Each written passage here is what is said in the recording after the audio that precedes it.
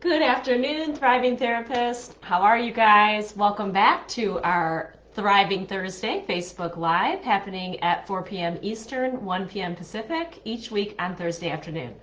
I wanted to hop in here today to talk to you just a little bit about naming your practice or naming your business. And I asked this question of you guys, was it yesterday or earlier this week? I can't remember. And there were tons of great answers as to like how you came up with a name for your practice and how you brainstormed about it, whether you used your own name or whether you used a name that you created or something that represented more about your business or what you are doing in your practice. But I just thought I'd give a couple little tips here for those of you who are in this process of thinking about maybe rebranding or naming your business or creating more of a official name for the work that you do. For many, many years, I was just Megan Gunnell, LMSW. I didn't have a name, I didn't have a brand. I had a thriving practice, but I didn't have like a company identity. And I remember going to speak at a bunch of conferences one year, a few years ago, and a lot of people were coming up to me and they were saying like, what's your business? What's your business? What's the name of your business? And where are you from? And I was just like, Megan Gunnell. I don't have any kind of fancy name or anything. I didn't have a brand. I didn't have anything glossy. It was just my name. And there's nothing wrong with that. I survived just fine and had a very successful career, very thriving practice, and everything was going great. There was no need to change it. But I kind of had a desire to create an identity. And it made me start thinking when I came home from that conference about what is it that I actually do with people and how do I help my clients? What do I believe in as a therapist and what can I offer in terms of a brand or an identity? So I came home from the conference and I remember getting out a big giant whiteboard and a bunch of whiteboard dry erase markers, and I just kind of went to town brainstorming. It was like a big brain dump. And I put down like all the ideas, all the words. I wish I would have taken a picture of it. I could show you guys. But I put down all these words of what I thought represented kind of the essence of my therapy practice. Like, what do I do for people? What do I teach people? How do I help support them? You know, what's my identity as a therapist? What's my identity in terms of the goals that I help people achieve? And I kind of kept coming back to this word around thrive or thriving.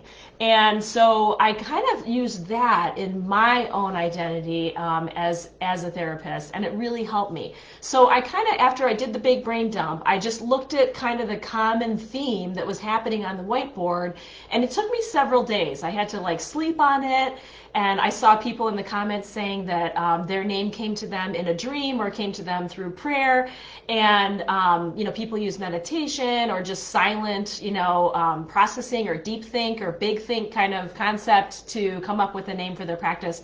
But I would encourage you to kind of do one of these brainstorm exercises if you're in this process of trying to figure this out. You can always use also just your name, like we were talking about. You can also use your region or your location. So a lot of people will pick their city name and they want to come up with something that is, tells people exactly where they practice.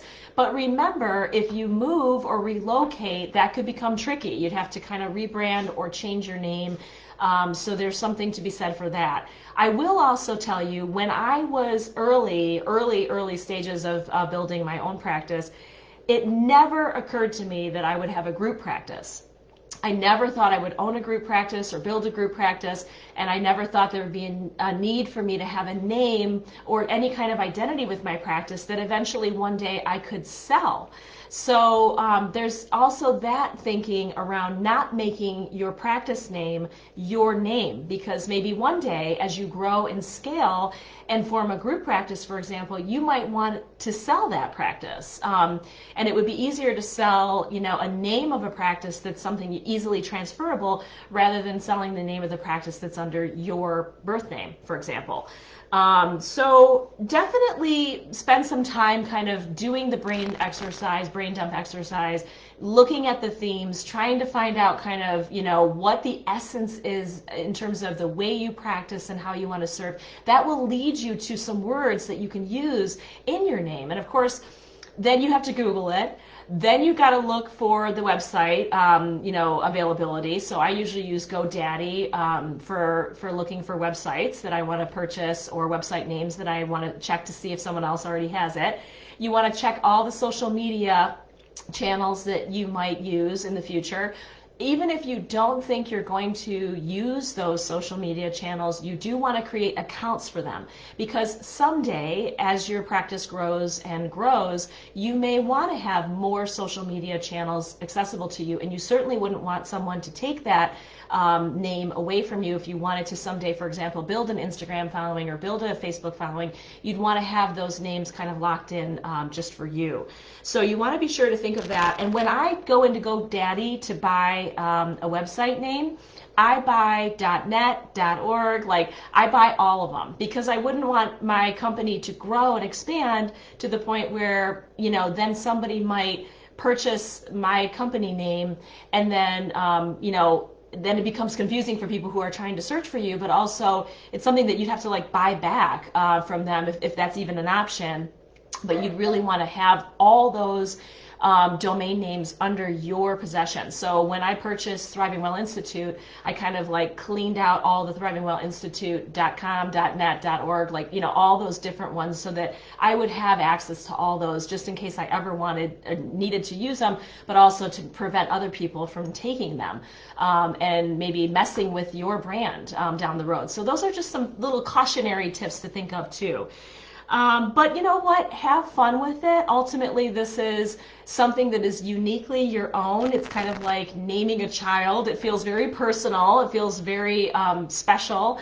And I really would love to hear more about how you came up with your business name. And, did you brainstorm about it? Did you dream about it? Did you Google it? Did someone tell you what to name it? And tell me more about how you named your business, or even if you don't have a name for your business yet, if you're thinking about creating one like I was in the early stages, share those stories too, because together in this community, we are always stronger when we share and bounce ideas off of one another. So I hope that helped you today, and I will see you back here next week. Next week is the 22nd of April, and that is when we are officially launching our course. We do it quarterly. It is called How to Build Your Thriving Practice. There's 5 modules that you can learn a lot of information and build your thriving practice in 5 weeks or less. So stay tuned for that, and I will be sharing more information as that comes out next week. Talk to you guys soon. Take good care and keep thriving.